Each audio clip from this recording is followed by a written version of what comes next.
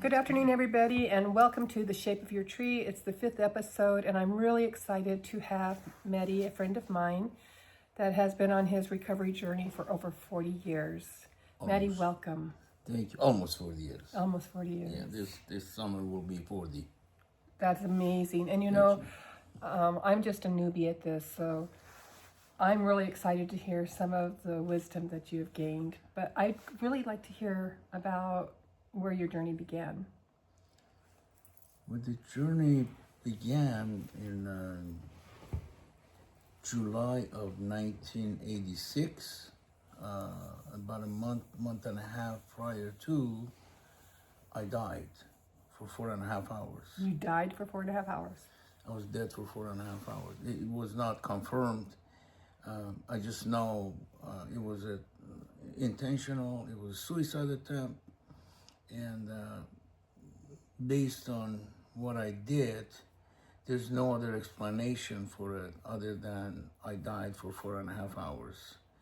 I was a falling down drunk. I was also a junkie. I come from the part of the world that produces the most potent opium and consequently heroin in the world. And in fact, I used to be one of the largest smugglers of heroin in Southern California. And when my contacts got arrested, it was on the world news. 5:30, it was Dan Rather who said that two brother and a sister got arrested in Houston, Texas this morning with, I think it was 10 kilograms of heroin. And according to the DEA, it was the most potent heroin ever confiscated on the streets of America. Wow. Yeah, and my habit, because I sold so much of it, I didn't have to pay. It didn't cost me, but a little bit because I was selling so much, and So it's easily available. Easily available in large quantities. And what happens is there was a doctor named, I think his name was Jelinek. There's a chart called Jelinek chart that he shows that when we start drinking, you start up with the beer and you get drunk, and then it's 2 beer and then 3 beer, and then it keeps going up, and then you get to the point, and then you start going downhill to where towards the end you drink just a little bit and you get the same effect as you did 5 years prior. And mine was basically the same way. I was so weak and so frail, and I was probably 110 pounds. Wow. And yeah, my usual dosage was probably about the pea size of heroin with maybe 1/5 of a teaspoon of cocaine. I used to do a speedball. And I woke up that day, and every drug addict, every alcoholic, their party ends when you get to the point to where you literally hate yourself. Yes. And I was to that point to where I could not even look myself in the mirror anymore. And so I avoided even looking at myself in the mirror if I ever had a mirror too, because I was homeless the last 4.5, 5 years. And I woke up that day and I had probably about, size-wise, the size of 2 fingers heroin. And You ingested that? Is that what you're saying? I got shot up. Oh. And no, I was a junkie. I did intravenously.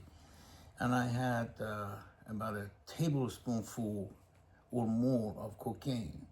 And I grabbed a Pepsi can, I cracked it in half, the aluminum cans, and I cooked it up, and I had one of those large, I had picked that large syringe to do it in one shot to die. And I shot up, and I remember vividly saying, I'm dying. And then I didn't even get a chance to pull it out. And It was 9:15 in the morning. It was in Los Angeles. And I came to at 1:45 in the afternoon. And I had a van at the time. And I was laying on the bottom of my van. And what I heard within was the voice of God. And what I heard was, I've had it with you. This is it. You do this one more time, I'm going to bring you home. And that was it. That scared me. Like, I only had one ally, and that was God, based on everything that had happened to me in my life. I was 22 years of age when I came to the States. I came from Iran. I grew up in a nice home, but it was in the hood. So when I got to the airport of my hometown in 1975, one of the hoodlums from the ghetto, one of my buddies, he showed up and he handed me a block of hashish. Hashish comes in a form of in a way it's like the block like this, like an iPhone, a little thicker, a little wider. And that's not where you just eat like a little piece of it? No. He gave me the whole block. Okay. And I put it in my. I was just a stupid kid, and it was just the grace of God that I didn't get arrested. I came and I went right through my hometown's airport and JFK. Wow. And I figured this is so easy, so I went back. This was Christmas of '75, so I went back 6 months later, and I came back with 2 kilograms, which is about 2.4 pounds. Wow. And I smoked some, and I sold some, and it was so easy. And I went back, and this time I was there for 4 months, and I came back with 40 pounds. And I made a few $100,000, and I met somebody with I got married. And at the night of my wedding, there was a guy from one of the other countries' mafia. And he happens to be in my wedding. And when I got back from my honeymoon, he called me up and he goes, "What was that stuff you were smoking?" I said, "Hashish." He goes, "Where did you get it?" I said, "From Iran." And he goes, "Can you get heroin?" And I said, "Yeah." I was already a heroin addict anyway. I had a kilo in my house. And he said, "Bring me a sample." And the journey began with selling to him. And within a couple of years, I became a multimillionaire. And I had no prior training in being a smuggler, or it was just nothing but the grace of God that I didn't get arrested. And of course, I believe in karma full-heartedly. I do too. And what happened was all the money that I made, everything went down the tube, and I became my own best customer, and I ended up homeless. I ended up being on the streets and burglaries and doing robberies and doing whatever it took to keep the party going. And again, the reason, nothing but the grace of God. It's the reason I'm sober, the reason I'm alive, the reason I'm not doing time in San Quentin is because of the grace of God. And I really believe this, that alcoholism and or drug addiction, it has a lot to do with identity crisis. The reason most of the people on the face of this earth have the delusion that happiness lies by having more money. It's a delusion. It's an illusion that happiness comes with money. And I was raised, when I was 7 years old, my father went bankrupt. He was railroaded in a deal and he went bankrupt. And so I grew up with severe poverty. And so growing up, I had this idea in my mind that if you get money, you'll have you'll have Security. security and you'll be Happy. fine.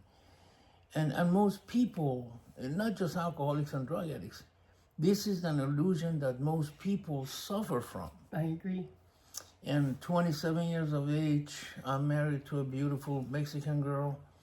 I have a beautiful little boy who just, by the way, just became a doctor about Oh, 6 months ago congratulations. from USC of all places. Yeah, he graduated from Berkeley and then he got his doctorate from USC. And inside, I was suffering severely from this sense of emptiness and desolation that most people, not just alcoholics, but I think it's alcoholics and drug addicts, is more severe. We suffer from a sense of not okayness on the inside, and we're convinced that money will fix it. And you know, I do believe that the childhood, going through different things in childhood is a precursor to that. Because if you're not receiving those things that you need to receive to make you feel like you're okay, that you're loved, you're secure, I think that you're seeking those things, and that's what led me to alcohol. Not having enough love. Well, yeah, it's actually alcoholism is a love disorder. In other words, it's not about you loving me, it's about me loving you. In fact, the recovery from alcoholism is not, I wish I had a woman who loved me. It's about, I wish I had a woman that I could love to no end. You understand what I'm saying? The 12 steps of recovery is basically the definition that is truly designed for us to love the next guy, the person sitting next to you. I had plenty of love growing up. It had nothing to do with me not getting enough love from my mom and dad. I think it's just the way that we are born with this sense of, with this lack of enoughness, that it doesn't matter how much love I get, how much money I have, I'm never ever enough. 27 years of age, I have a beautiful wife, beautiful child. I live on a 10-acre ranch that I paid cash for in a beautiful part of this country, in Northern California. And inside, I was dying from loneliness. How do you explain that? How do you justify having all of that, and yet you suffer from this hideous emptiness, this void that nothing can fill except for me loving you, which goes back to where the 12 steps recovery started in 1935. They were convinced that it's about one guy helping another. I don't know if you saw the movie Bill W. Yeah, with what is it, John Wood, and when he was talking supposedly to Dr. Bob, they were going to the Skid Row, looking for a third person that they can help to get sober, so they can expand and have a bigger fellowship. And still today is true that when you go to the homeless part of the town, if one guy has a beer in his hand and then another guy is sitting next to him, he takes a gulp and he hands it to the guy sitting next to him. And basically, recovery is the same way. When I get it, the only way I can keep it is by handing it over to you or helping you getting your life together. And my life in the past almost 40 years has been literally about that. I had that awakening in 1986.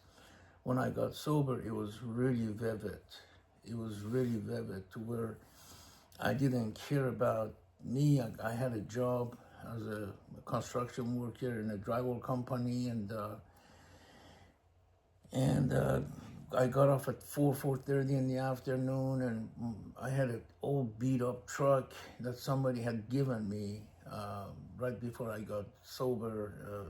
His neighbors were really angry at him because it was so filthy. It was a nice neighborhood. And they had told him that you're bringing the value of our properties down by having this old beat up truck in your driveway. And he handed it to me, and my life became like I get off work and I go home, I take a shower, and I go pick up a bunch of guys, take them to a meeting, drop them out, go pick up another bunch, take them to just constantly being in service to other people, you know, and that is the definition of a spirituality.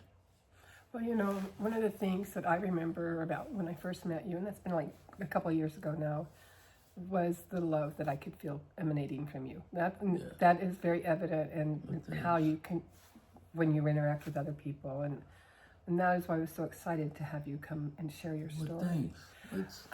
What would you say about hope? People that are, like, I'm only a year sober. Okay. And so I'm a newbie, basically. Okay.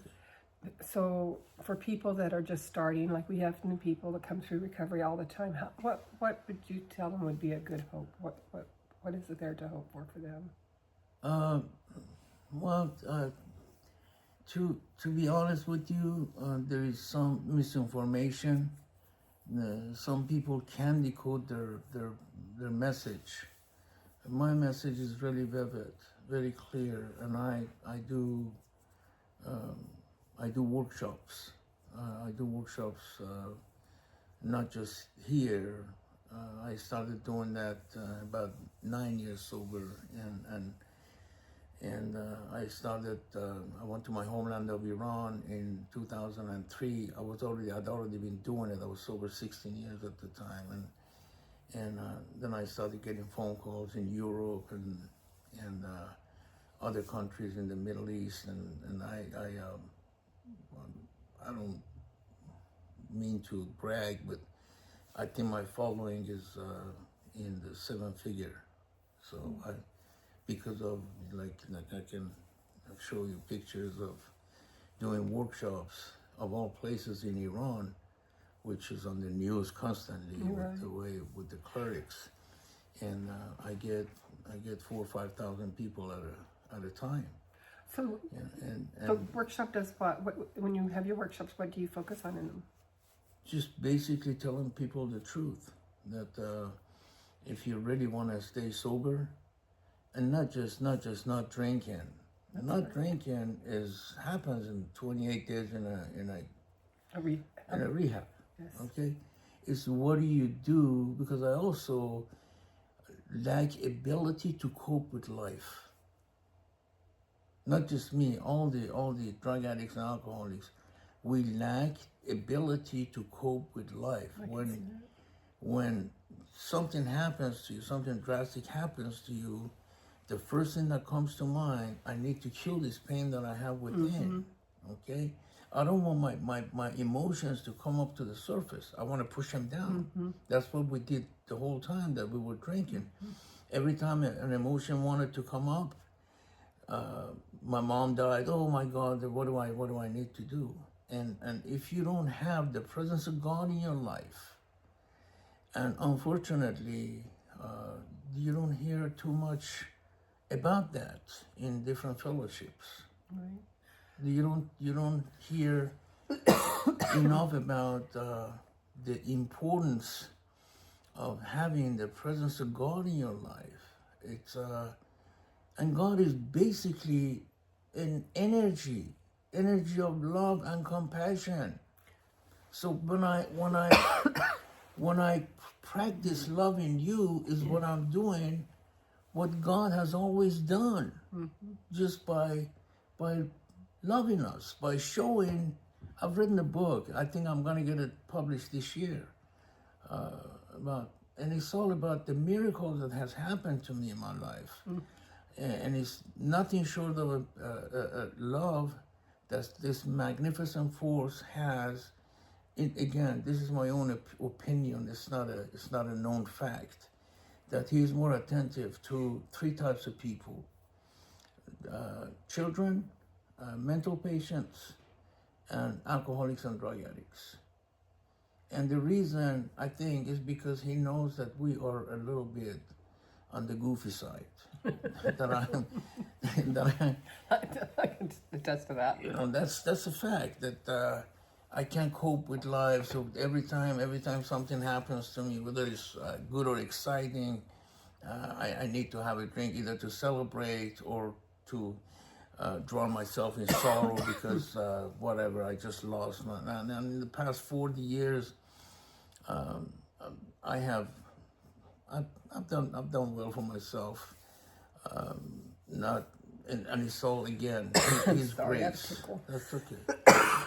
It's His grace that I have what I have today. And some like in the year 2000, I was doing well. I'm a construction company owner. I'm also a small developer, and at the time, I was developing a 65 acres in Phoenix, Arizona. I owned a movie theater in town, so I was a little bit familiar with owning retail centers with the movie theater. So I bought that 65 acres with two other people, and we were gonna do a movie theater with 22 screens and and three big boxes for like Lucky's or Albertsons or Smith and Home Depot, Lowe's, and we woke up one day in the year 2008, and my balance was zero. I'm a multi-millionaire one day, and I wake up the following day, and I have nothing to show for it.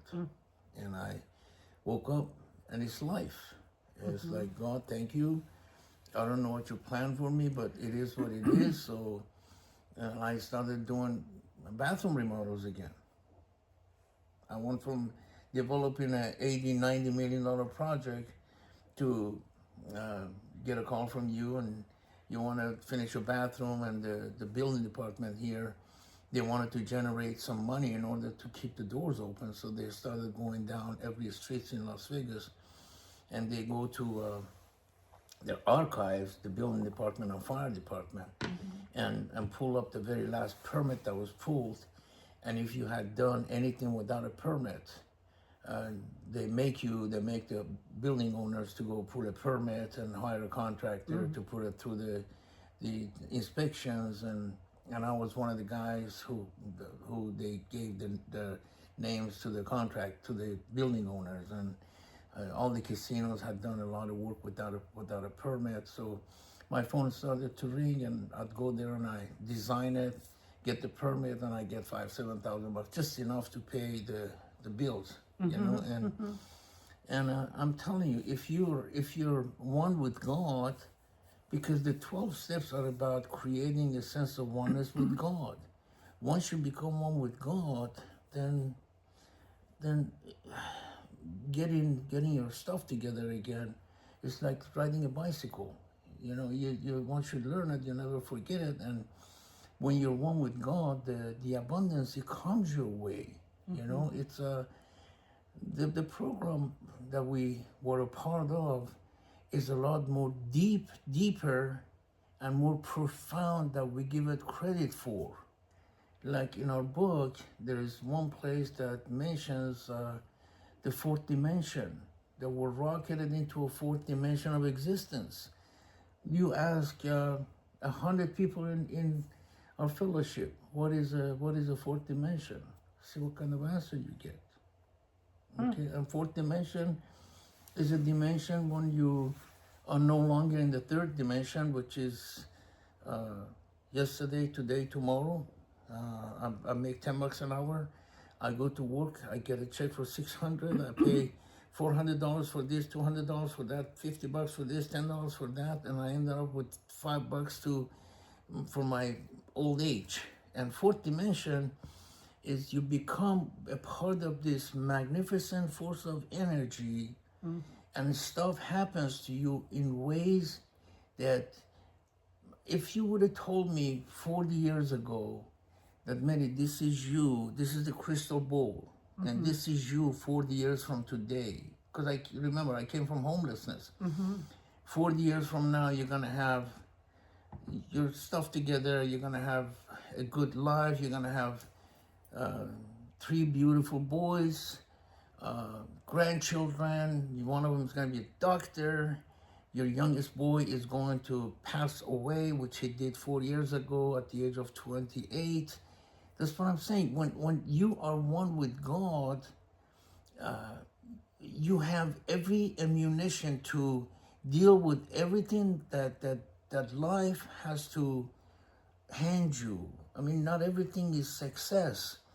It was this phone right here. I have a home office and I have an office in town. And I've had this phone number, this landline, for 38 years. Wow, that's impressive. Yeah.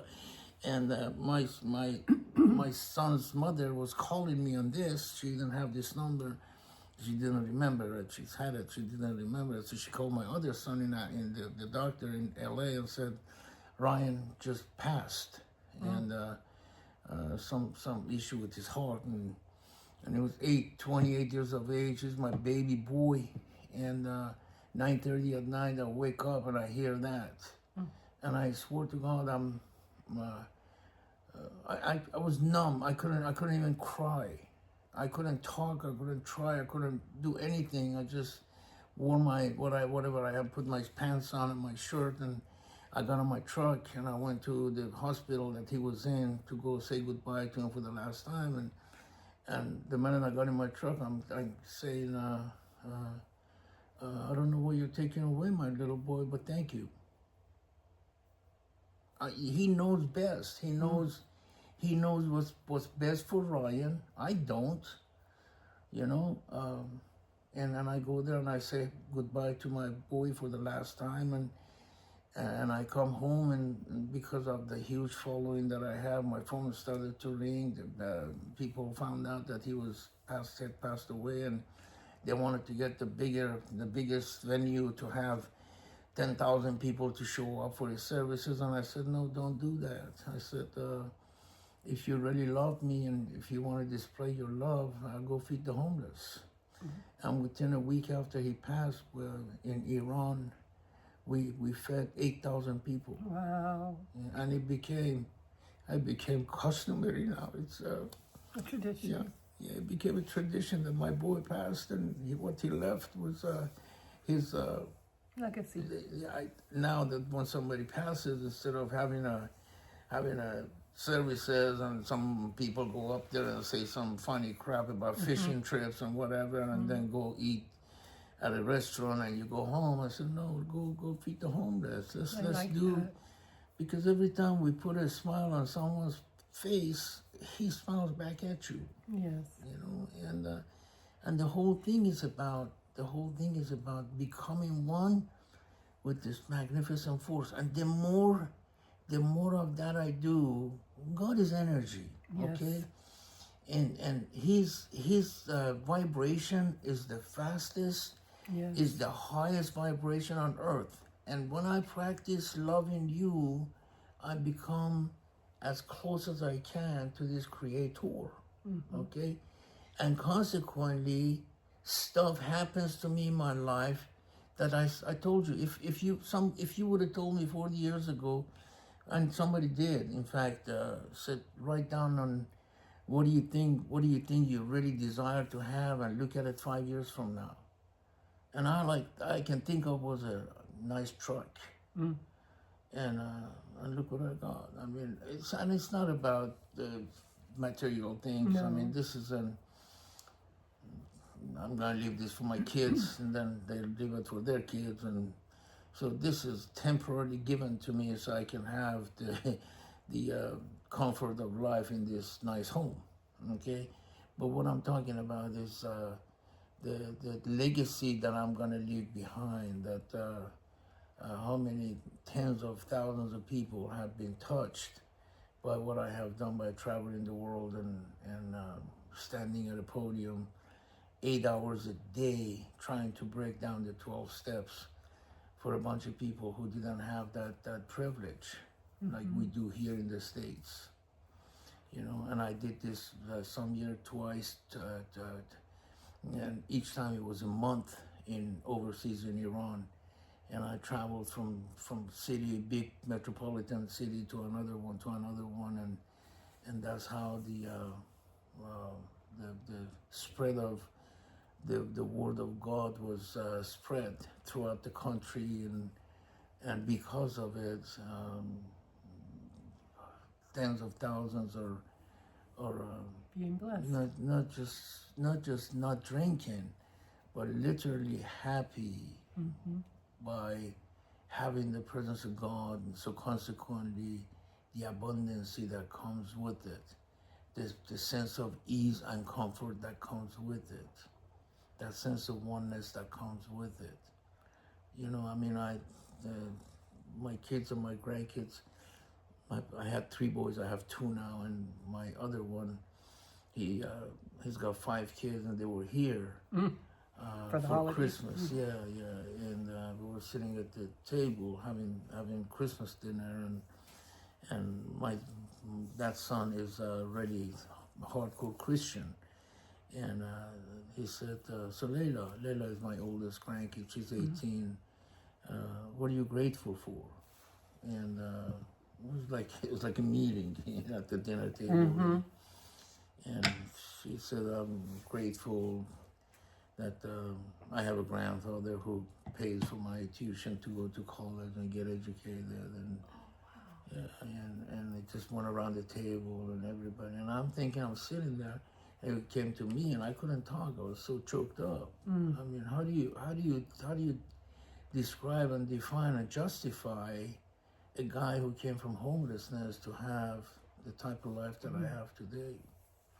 And it's nothing but short of this, that I'm one with God, and it's the greatest grace, greatest gift that is given to us so freely, with no attachments. And yet sometimes I don't feel lonely, because I'm never alone, because He's always with me.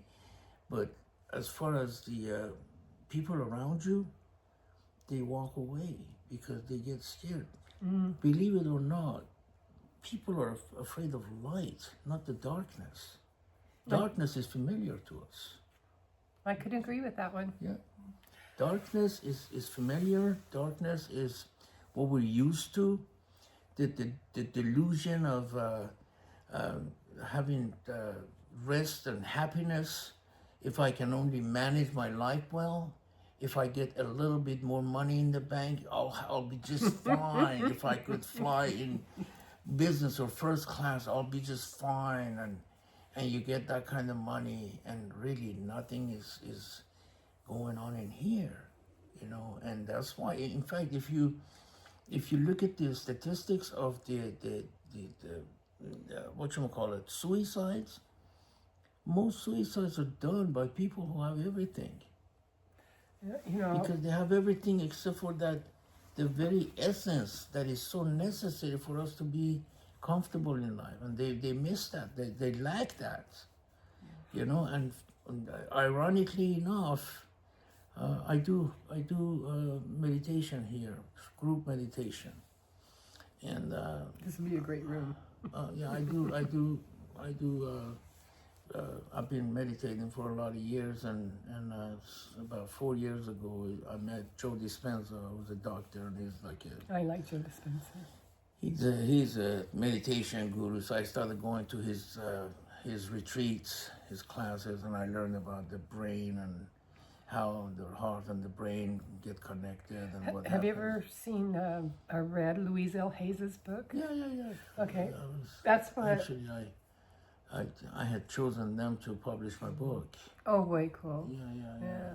Do we have a She name passed. for your book yet? A Piece of God. Oh, that's beautiful. Yeah, that's my saying.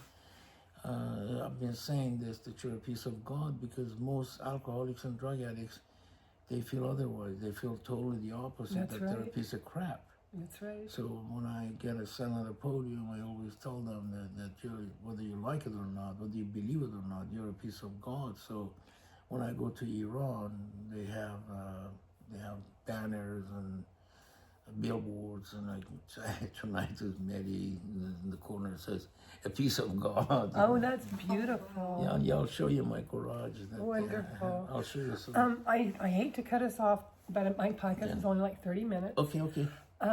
But I would love to come back and visit you because I love that. Yeah, if I can help anybody, whatever I can do, sign me up.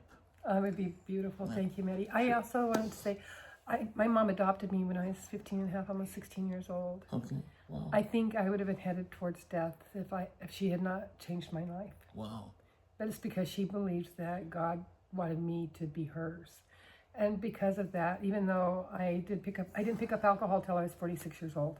Wow. But then when I picked it up hard. Yeah. And I was drinking like a gallon of Captain Morgan by myself a day. Wow. You know, it was really, really, really hard. But hearing you talk reminds me of my mom. My mom has that beautiful heart and love, and that's what I see in you. Thanks. And I'm so grateful for you being Thank a you guest so on this podcast. Thank you. And I hope that everybody has enjoyed our guest today, and that you'll come back and visit when he comes back to visit us. And thank you. And check us out on YouTube, theshapeofyourtree.com. Shape of Your Tree. And you can always email if you want to be a guest or you have questions or anything like that. Theshapeofyourtree.com. And Medi, do you want anybody to come to your podcast, or do you have an address you want to give them? Actually, most of my stuff is in Farsi. Oh, okay. It's in my own native tongue. I've never promoted myself, my speaking engagements. I'm not one of those guys. Okay. I watch that. Some of these guys, they speak for once a week for an hour, and